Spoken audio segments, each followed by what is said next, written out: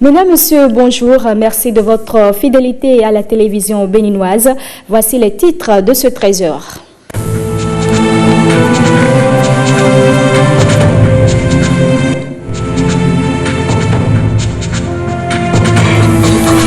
Le Fonds africain de garantie et de coopération économique a tenu sa session ordinaire. Au cœur de cette 11e session, des sujets liés à la vie de l'institution.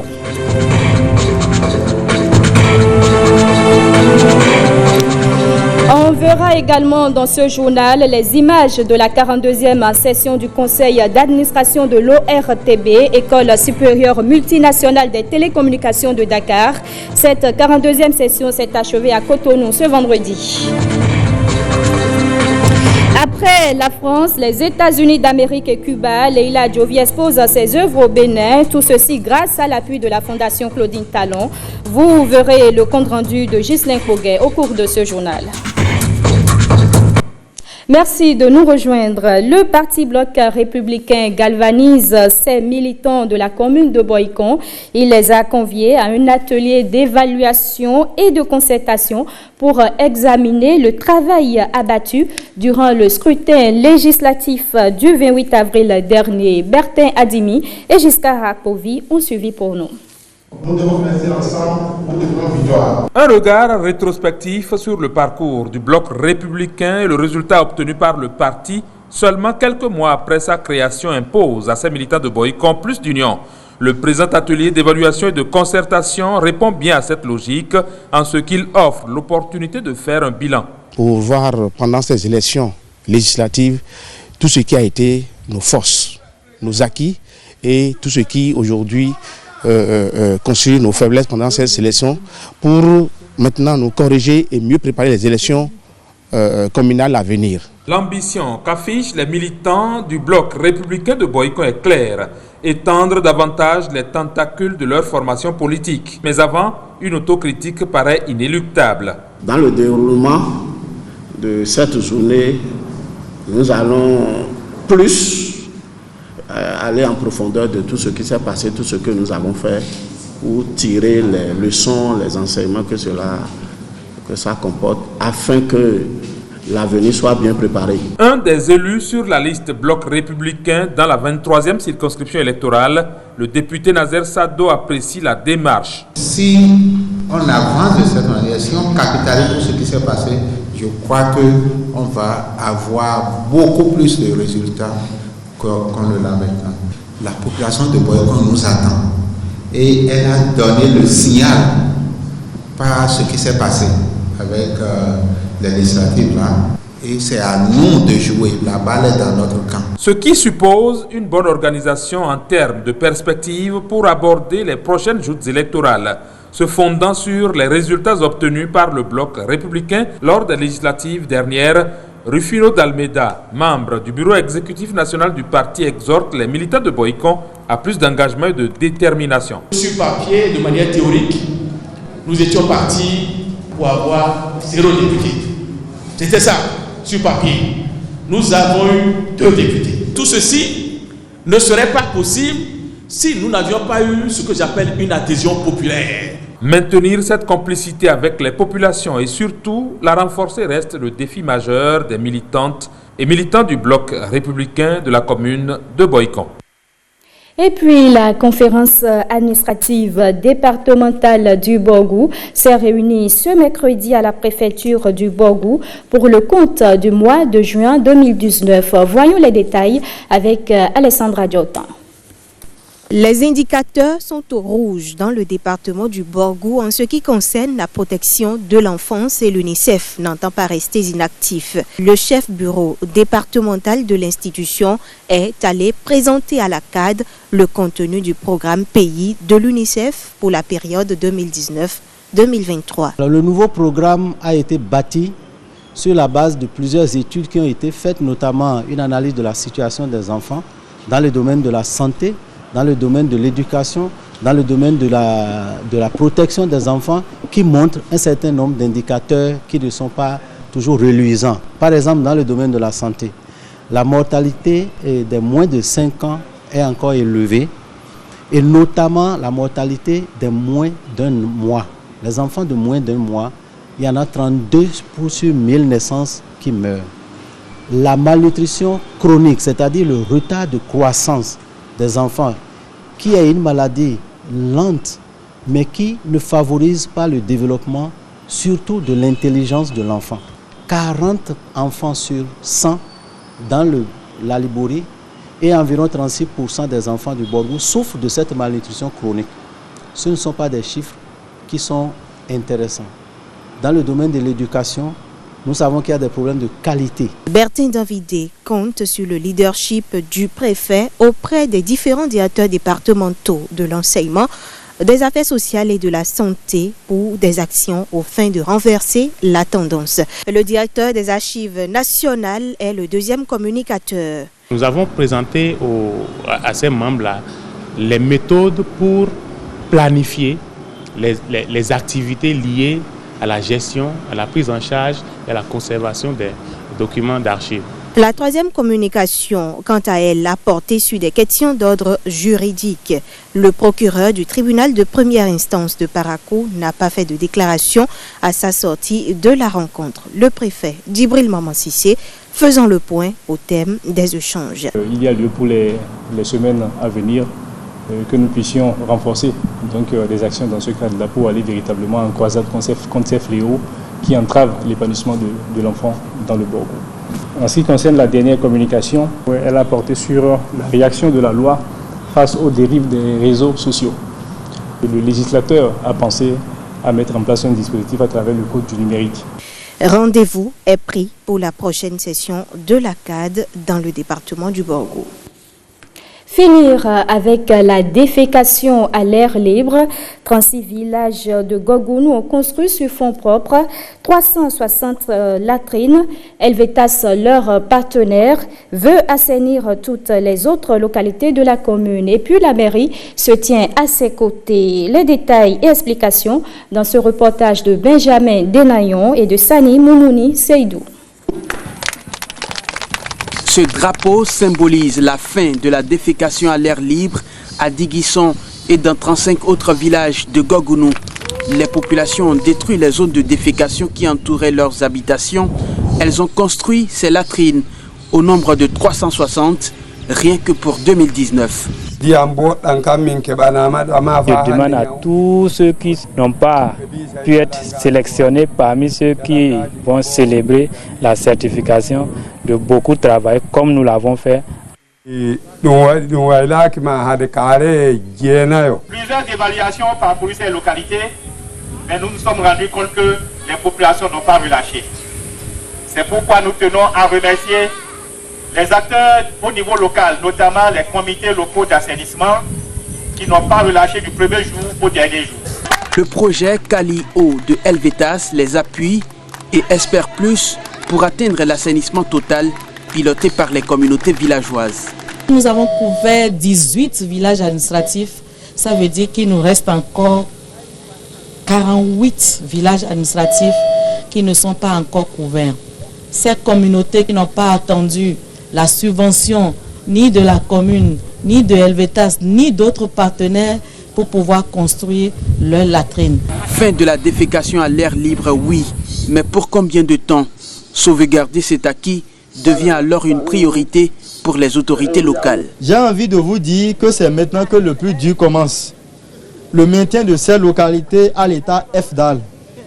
Et c'est pour cela que j'en appelle au renouvellement de l'engagement des autorités communales et locales et à la détermination des populations.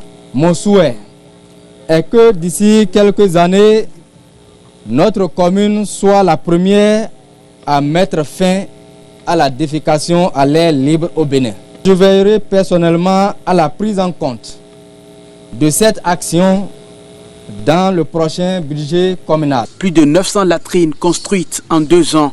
Gogounou s'assainit et Helvetas pense mieux impliquer les femmes pour accélérer le processus. Le décret du 17 avril 2019 relatif au taux d'intérêt et d'organisation du temps de travail dans les formations sanitaires a été présenté aux acteurs de la santé.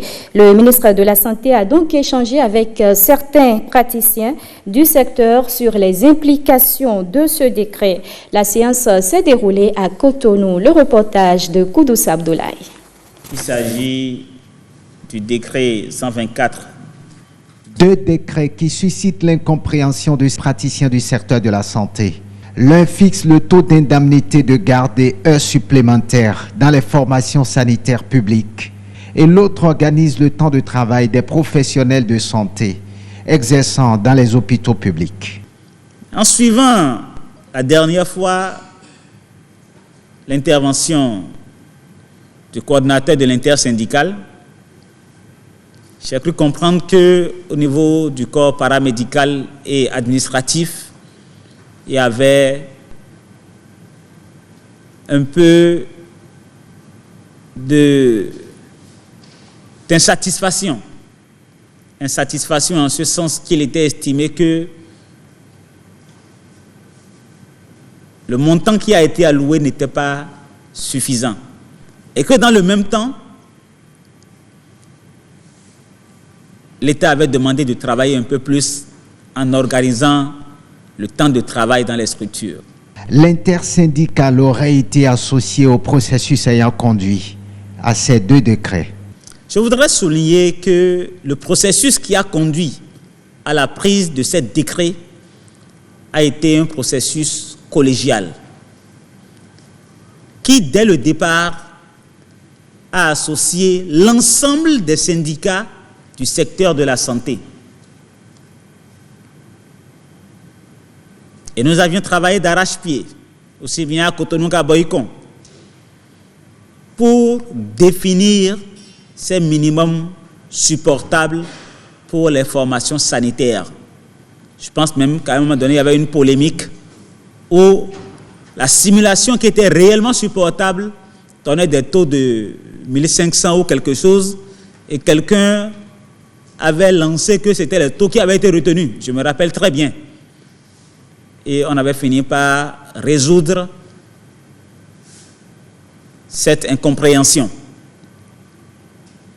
Donc, comme je le soulignais, tout le processus a été conduit avec l'appui, je précise bien l'appui des différents syndicats du secteur de la santé. Et le circuit de prise d'un décret qui impacte les travailleurs doit passer forcément par ce que nous appelons la commission paritaire. Et au niveau de cette commission paritaire, il y a les représentants des centrales et confédérations syndicales. Les écarts de primes et autres indemnités observés entre paramédicaux et médecins sont liés au coefficient de corrélation. J'ai eu la critique de savoir les médecins sont à 15 000 et les paramédicaux sont à 6 000. Les médecins sont à 25 000, les paramédicaux sont à 10 000. 8 000. Vous savez très bien que dans tous les pays du monde, le coefficient de corrélation, c'est pareil. Aussi bien pour les salaires que pour les indemnités de garde astreinte. Le Bénin n'innove pas en ça. Nous n'avons pas créé quelque chose qui est nouveau. Il n'a été nullement question, comme cela est véhiculé par certains, à aucun moment au niveau du gouvernement, de clochardiser ou de minimiser la profession paramédicale ou les administratifs. C'était déjà compris avant puisque c'est écrit en français, mais les explications de vive voix ont contribué à une meilleure compréhension. Notre souhait, c'est que l'autorité ministérielle nous prenne en compte nos revendications et accepte de corriger un peu cette disparité-là. Nous attendons encore les arrêtés d'application pour voir les intentions qui sont derrière ces décrets. Mais il faut reconnaître que c'est des actes qui ont été posés pour normaliser les choses. On ne peut qu'accepter ça. Normaliser les actes au profit des praticiens du secteur de la santé à l'image de ces 2 décrets du 17 avril pour améliorer les prestations dans nos formations sanitaires. Et on quitte le domaine de la santé pour parler de cette session ordinaire du Fonds africain de garantie et de coopération économique. Plusieurs sujets liés à la vie de l'institution sont débattus au cours de cette rencontre. Le Fonds africain de garantie et de coopération économique ambitionne d'œuvrer au développement économique de ses pays membres. Gilles Dansou et Monique Torrent. Le FAGAS, Fonds africain de garantie et de coopération économique, est un puissant levier de développement qui œuvre pour une meilleure intégration économique des États membres. Depuis quelques années, des innovations apportées à la gestion et à la promotion de cet organe ont porté leurs fruits, notamment dans le partenariat public-privé, d'où l'importance qu'attachent les autorités au plus haut niveau aux actions du FAGAS. Le secteur privé est admis aujourd'hui comme le vecteur principal par lequel les actions nécessaires doivent se faire pour que le secteur privé tire nos économies, et aussi bien dans le rattrapage des déficits que nous avons en termes d'infrastructures, mais aussi dans la création des conditions pour un meilleur épanouissement de nos populations. C'est aussi l'occasion pour moi de souligner les efforts que nous avons notés ces derniers mois et dans la restructuration du FAGAS, mais également toutes les nouvelles initiatives que la directrice générale et le conseil d'administration sont en train d'être faits, en train de mener pour donner un nouvel élan à cette maison qui, je vous l'avoue, il y a encore quelques temps, on a même oublié quasiment que le FAGAS existait déjà. Et grâce à vous, grâce au conseil, je pense que depuis quelques mois maintenant, on sent une certaine renaissance. Cette 11e session ordinaire du Conseil des gouverneurs permettra à coup sûr au FAGAS d'atteindre ses nobles ambitions de promotion économique. Les présentes assises s'ouvrent dans un contexte de reprise économique dans la majorité de nos pays. La croissance en Afrique subsaharienne devrait passer de 3% en 2018 à 3,5% en 2019, avant de se stabiliser à un peu moins de 4% à moyen terme. Ces chiffres masquent toutefois des disparités considérables entre les différents pays, à la fois en termes de croissance et de perspective. Selon le Fonds monétaire international, environ la moitié des pays de la région, essentiellement les pays pauvres en ressources naturelles, devraient connaître une croissance d'au moins 5%, ainsi qu'une hausse des revenus par habitant plus rapide que la moyenne mondiale à moyen terme. Nonobstant ces différences, il demeure qu'en termes de perspectives économiques et de priorités de politiques économiques, tous nos États aspirent à accroître leur résilience et à générer une croissance durable. Une session du FAGAS qui ambitionne de révolutionner le tissu économique au niveau des différents États membres à travers une collaboration franche. La 42e session du conseil d'administration de l'ORTB, École supérieure multinationale des télécommunications de Dakar, s'est achevée à Cotonou depuis ce vendredi. En marge de cette session, le ministère de l'économie numérique a initié un panel de haut niveau sur les enjeux des formations supérieures dans le secteur de numérique. Le compte rendu des travaux avec Nicanor Kovi et Amitié Sagbidi. Cette session du conseil d'administration de l'ESMT, École supérieure multinationale des télécommunications de Dakar, semblait partie pour être à l'image de toutes les autres. 2 jours à éplucher programme d'activité, budget, plan stratégique. Mais au 2e jour des assises, une éclaircie pour édifier étudiants et professionnels du secteur du numérique au Bénin. Au cours de ces 2 journées, nous avons profité pour présenter nos prestations services dans le cadre d'un panel de très haut niveau, et dans le cadre de la transformation auquel nous assistons au niveau de l'écosystème du numérique, il est opportun de montrer aux jeunes étudiants au public béninois les programmes que nous déployons pour pouvoir servir l'ensemble de nos marchés et avoir les compétences nécessaires pour répondre aux besoins du marché. C'est une opportunité suite à une proposition du gouvernement béninois, et précisément le ministère de tutelle. Une opportunité dont le ministère de l'économie numérique est à l'initiative. À la base, un souci de recherche des meilleures formations au profit du développement de l'économie numérique béninoise, mais aussi la quête des meilleures compétences pour mener à bien les projets du gouvernement dans ce secteur. En réponse, le directeur de l'ESMT se veut élogieux quant à l'école de Dakar. Ce qui fait la différence entre l'ESMT et les autres écoles, c'est que l'ESMT, c'est une école d'excellence. C'est une école d'excellence de l'Union internationale des télécommunications. Et dans ce sens, nous avons déjà dans le choix en amont des critères sélectifs de très haut niveau. À l'issue des formations de l'ESMT, les étudiants ont les compétences nécessaires pour répondre et pour être généralement des ingénieurs de très haut niveau. Vu la qualité de notre enseignement, je pense que nous disposons déjà des alumni dans les grandes entreprises. Donc lorsqu'un étudiant se présente avec une identité de l'ESMT, c'est déjà vendeur.